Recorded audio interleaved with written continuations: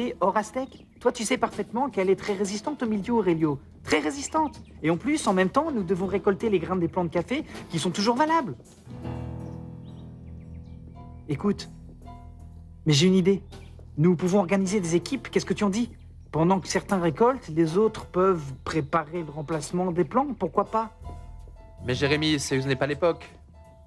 Tu sais que les plantes ont un cycle. Nous ne pouvons pas planter comme ça, n'importe comment. Je le sais parfaitement, Aurelio. Je sais parfaitement bien qu'on ne peut pas planter n'importe comment. Mais bon, nous n'avons pas le choix. Écoute, avant que les acheteurs d'oxychlorure commencent à parler maintenant, je ne sais pas, je pensais aller dès demain matin au conseil, au bureau du conseil, pour qu'ils nous remettent le certificat immédiatement. S'il faut, j'y vais dès la première heure, Aurelio. Mais vraiment, il faut vraiment en profiter tant que nos plants sont encore bons. Il n'y a pas beaucoup de mildiou. Et de cette manière, dès que Diego obtiendra le prêt de la banque, eh bien, je crois que tout va devenir beaucoup plus facile, Aurelio. Réfléchis une minute. Beaucoup plus facile. Tu penses que les gens du conseil vont croire à ton histoire? Je ne sais pas. J'espère que oui, mais il faut qu'on essaye. Je n'en suis pas sûr, Aurelio. Mais on va essayer encore une fois. Nous devons essayer de tout arranger. Mais alors allons-y. Nous devons organiser les équipes. Mais oui, ça me plaît, Aurelio. C'est comme ça qu'on fait de l'excellent travail. Souviens-toi que Jérémy n'aime pas manger aussi épicé, tu sais, Léonore. Mais à moi, il ne m'a jamais rien dit, madame. Je lui prépare toujours de la même façon. Il doit faire attention pour garder le goût. En Europe, c'était un des goûteurs de café les plus respectés. Et quand on vivait ensemble, je prenais soin de lui jusqu'au moindre détail, Léonore. Pardon, Léonore. Je viens de me comporter comme la femme de Miguel Tejeros. Et je ne suis plus Diana.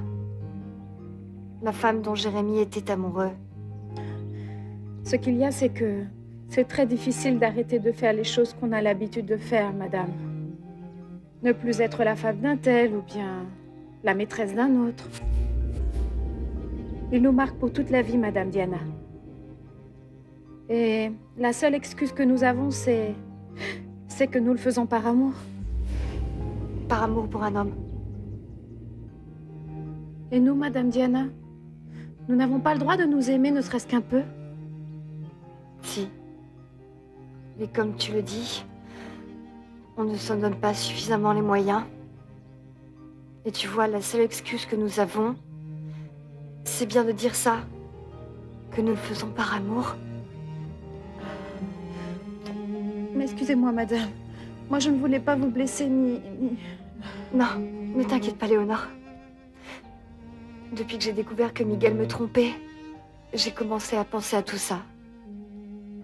Et sincèrement, c'est que je n'ai jamais eu le courage d'en parler avec personne. Il fallait que ce soit avec quelqu'un qui a eu le même problème. Et pouvoir enfin m'ouvrir. Mais qu'est-ce qu'on est bête, pas vrai? Eh bien oui. Je crois que toi et moi, nous avons beaucoup de choses à nous dire.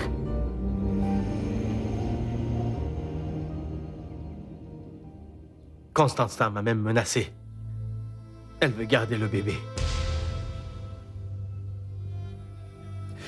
Et moi, je ne vais rien pouvoir faire pour l'empêcher. Depuis la prison, je ne vais pas pouvoir défendre mon fils. Va-t'en du pays. La Torre peut te défendre sans que tu sois ici. Non, je ne peux pas faire ça. Parce que immédiatement, il se retournerait contre Paloma. Diego, tu ne te rends pas compte que tout s'autodétruit autour de nous. Tu vas finir par payer toutes les erreurs de la famille et ce n'est pas juste. Daniela, prends mon fils avec toi. Comment? Légalement, je suis son père. Je peux te donner une autorisation pour que tu le sortes du pays, pour que tu l'emmènes où tu voudras. C'est que nous ne pouvons pas le laisser sous la garde de Constanza. Qu'est-ce qu'elle va lui faire? Attends, mais calmons-nous. Pour pouvoir prouver que ce n'est pas ton fils, il faudrait d'abord que le vrai père apparaisse. Tu crois que Miguel a envie de s'engager dans un litige de cette ampleur? C'est que je ne sais plus quoi penser, Daniela. Je ne vois plus aucune issue. Tu sais ce que nous pouvons faire? Je vais emmener Ricardo à l'Hacienda. Comme ça, tu te sentiras plus tranquille. Constanza n'aura pas l'idée d'aller jusque là-bas. Oui, ça c'est une très bonne idée.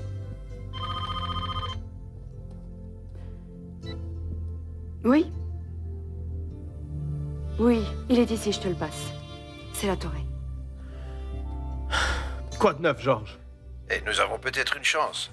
Le juge qui est chargé de l'affaire est un ami à moi. Il m'a promis qu'il allait me recevoir demain. Et je crois que je peux le convaincre de ton innocence. Mais c'est vrai? C'est vrai, Georges?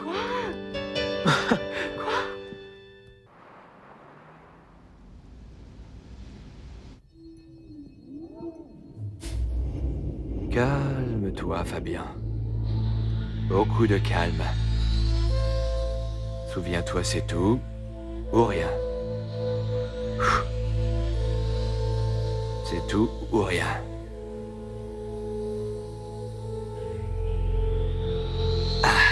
Tout ou rien.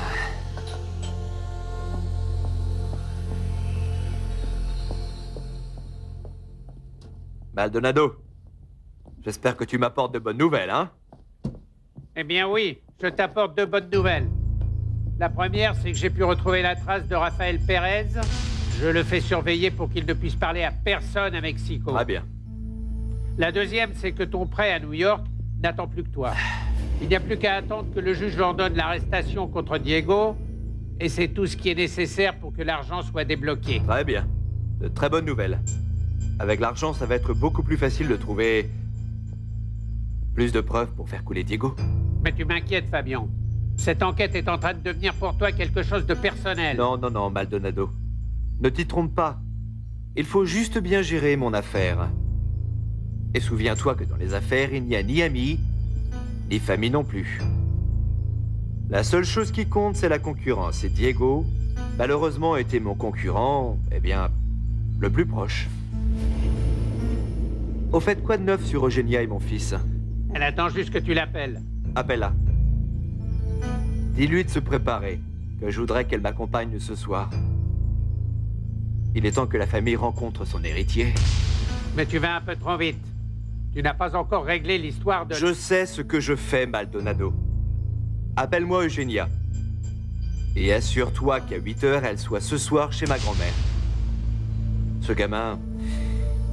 gamin, c'est la dernière carte de mon jeu.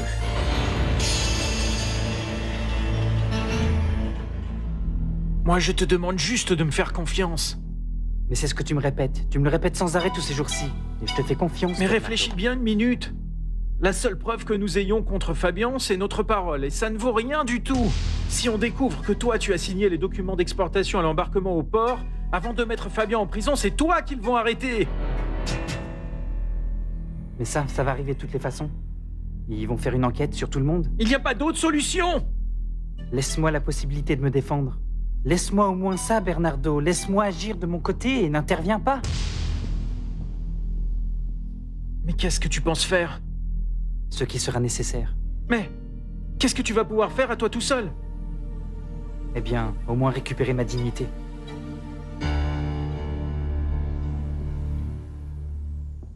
Eh bien voilà, la valise est toute prête. Ah, mais souris, Soledad. On dirait que tu ne veux pas partir avec moi. Ah non, Jean-Carlos, ce n'est pas ça. Mais c'est que, même sans le vouloir, ma fille me manque vraiment beaucoup et c'est la première fois que moi, toute seule, je vais partir à l'aventure. Maman, mais tu viens avec moi ou non? Cette bague, c'est la promesse de rester ensemble. Mais ça m'inquiète un peu, hein? Alors, ça veut dire que tu ne vas plus travailler, que tu vas rester toute la journée avec moi? Oh, non. Non. Jean-Carlo Mondriani n'a jamais arrêté de travailler. Et encore moins maintenant. Je veux construire une maison près des champs de café. Pour toi, Soledad. Je veux tomber amoureux du café. Ah. De la même manière que je suis tombé amoureux de toi. Petit à petit. Je t'ai découverte en étant près de toi. Mais tu n'as pas faim, Giancarlo? Tu veux un petit café? Ah, mon Dieu, j'ai oublié d'allumer un cierge à la Sainte Trinité. Je reviens tout de suite, hein?